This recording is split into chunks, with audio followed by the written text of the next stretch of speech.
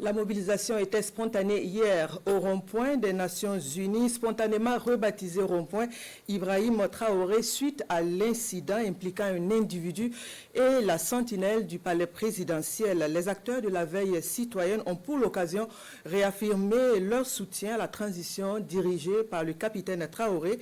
Ils mettent par ailleurs en garde toute tentative de déstabilisation du pouvoir en place. Le reportage de Ismaël Ouetraogo et bienvenue Taoussa.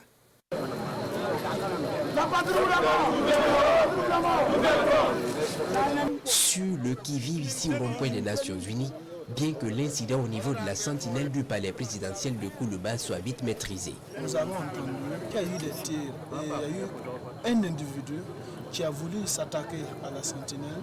Voilà pourquoi il y a eu des tirs, des sommations. Nous, à notre niveau, d'abord, on se pose la question, pourquoi cet individu a voulu s'attaquer à la sentinelle? Le pouvoir actuel appartient au peuple, raison pour laquelle on ne peut rester insensible en cas d'incident à la présidence. Je sens que l'ennemi teste notre détermination. Plus de peur que de mal, mais les acteurs de la veille citoyenne ne restent pas impassibles. Ils ont tenu à rester sur ces lieux proches du palais présidentiel pour s'assurer qu'aucun mouvement suspect ne leur échappe à la vue, surtout que le capitaine Ibrahim Traoré soit sain et sauf.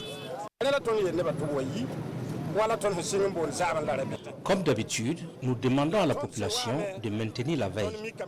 Et à notre satisfaction, le pouvoir n'a pas changé de main. Le capitaine Ibrahim Traoré est toujours en place.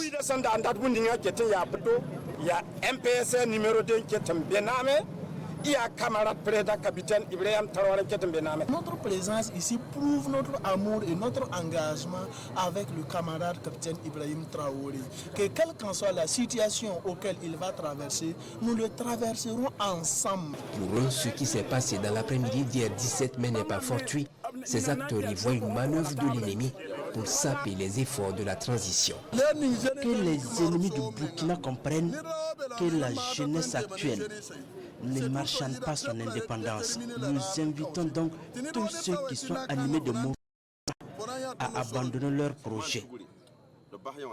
Nous sommes sur une bonne lancée. Nous en sommes convaincus. Personne ne peut nous en détourner. Certains veulent boycotter les assises nationales, raison pour laquelle ils s'agitent. C'est ainsi qu'ils envoient des infiltrés pour déranger notre tranquillité. Et concernant ces assises nationales prévues les 25 et 26 mai prochains, devant décider de la suite à donner au processus de la transition au Burkina, les acteurs de la veille citoyenne appellent à une grande mobilisation de la population pour un franc succès de l'événement. Nous appelons à une grande mobilisation des fils et filles du Burkina pour le rayonnement des assises nationales. Lors des assises nationales, nous demandons aux populations de se mobiliser pour soutenir le capitaine Ibrahim Traoré.